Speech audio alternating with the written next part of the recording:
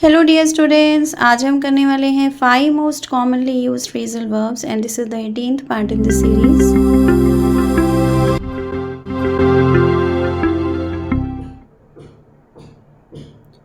Number 1, get on well with somebody. इसका meaning होता है हैव अ गुड रिलेशनशिप, यानी कि जब आपका किसी के साथ अच्छा रिलेशनशिप होता है। ओके, देखिए यहाँ पर सेंटेंस लिखा हुआ है I get on very well with my colleagues. इसका मतलब है कि मैं अपने सहकर्मियों के साथ बहुत अच्छी तरह से पेश आता हूँ, या फिर उनके साथ मैं बहुत अच्छे से बिहेव करता हूँ, या फिर आप ऐसे भी कह सकते हैं कि उनके साथ मेरी अच्छी रिलेशनशिप है। ओके, आई होप आपको अच्छी तरह से क्लियर हो गया है कि get on well with somebody का मीनिंग होता है जब आप किसी के साथ अच्छे रिलेशंस रखते हो, यानी कि आप उनके साथ कोई फाइट्स नहीं करते हो, उनके साथ कोई आपकी लड़ाइयाँ वगैरह नहीं होती हैं। ओके, इससे पहले मैंने आपको एक वीडियो में बताया था कि get along well, get along well को भी हम वही कहते हैं कि get along well with somebody, यानी कि जब आप किसी के साथ अच्छी तरह से पेश आते हो, आपका बिहेवियर अच्छी तरह से होता है उस पर्सन के साथ, अब आप ऐसे भी कह सकते हो। ओके, तो अभी हम बढ़ने वाले हैं सेकेंड फ्रेजल वर्ब की तरफ। नंबर 2 है गेट ओवर। गेट ओवर का मीनिंग होता है रिकवर फ्रॉम। जब आप किसी डिज़ीज़ के से सफ़र कर रहे होते हो और उसके बाद जब आप उससे रिकवर हो जाते हो, यानी कि आप पहले जैसे हो जाते हो, तब हम उसे कह सकते हैं कि गेट ओवर। ओके, देखिए यहाँ पर सेंटेंस लिखा हुआ है my grand mother had pneumonia but she got over it. इसका मीनिंग है कि मेरी ग्रैंड मदर को निमोनिया था, लेकिन वो उससे रिकवर कर गई थी। ओके, यानी कि वह पहले जैसी हो गई थी। क्लियर? आई होप आपको अच्छी तरह से क्लियर हो गया है। देखिए यहाँ पर आपने एक और चीज़ समझनी है कि निमोनिया वर्ड जब आप लिखते हैं उसमें पी साइलेंट होता है।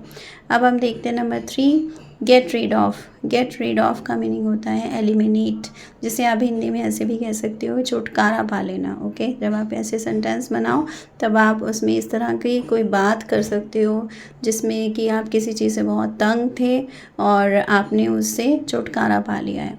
It's difficult to get rid of old habits. इसका मीनिंग है कि ओल्ड हैबिट्स, पुरानी आदतों से छुटकारा पाना मुश्किल होता है। ओके, गेट रीड ऑफ का मीनिंग होता है एलिमिनेट, फिर से मैं बता रही हूँ एलिमिनेट, और इसको हम कहते हैं हिंदी में छुटकारा पा लेना। अब हम देखते हैं नंबर 4, गेट टुगेदर।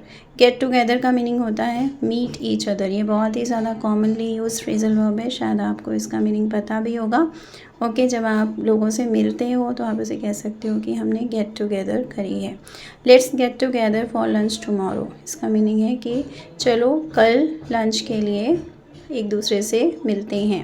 ओके, जब भी आप किसी तरह की कोई फंक्शन करते हो या फिर लंच ऑर्गेनाइज़ करते हो या डिनर ऑर्गेनाइज़ करते हो, ओके, बहुत सारे लोगों के लिए, या फिर कुछ लोग जो हैं वो मिलकर लंच में जाते हैं इकट्ठे। ओके, तो हम कह सकते हैं कि गेट टुगेदर किया। अब हम देखते हैं नंबर 5। देखिए ये है गो थ्रू। गो थ्रू का मीनिंग होता है एक्सपीरियंस करना, किसी चीज़ को अनुभव करना। देखिए यहाँ पर सेंटेंस लिखा हुआ है Priya went through a lot of pain after the accident. इसका मीनिंग है कि प्रिया को एक्सीडेंट के बाद बहुत सारी पेन का अनुभव हुआ था। ओके, देखिए यहाँ पर वेंट यूज़ हुआ है जो कि होती है गो की सेकेंड फॉर्म, क्योंकि ये पास्ट टेंस है। ओके, आई होप आपको अच्छी तरह से क्लियर हो गया है कि गो थ्रू का मीनिंग होता है किसी चीज़ को एक्सपीरियंस करना, किसी बात को एक्सपीरियंस करना। और यहाँ पर हम पेन की बात करें, पेन का मीनिंग तो आपको पता ही होगा, दर्द। ओके, इसे हिंदी में हम दर्द बोलते हैं। आई होप आपको आज का लेसन अच्छी तरह से समझ में आ गया है। Thanks for watching, keep learning, see you in the next video. Please subscribe to my channel if you haven't done it yet, and please give me your comments. Thank you.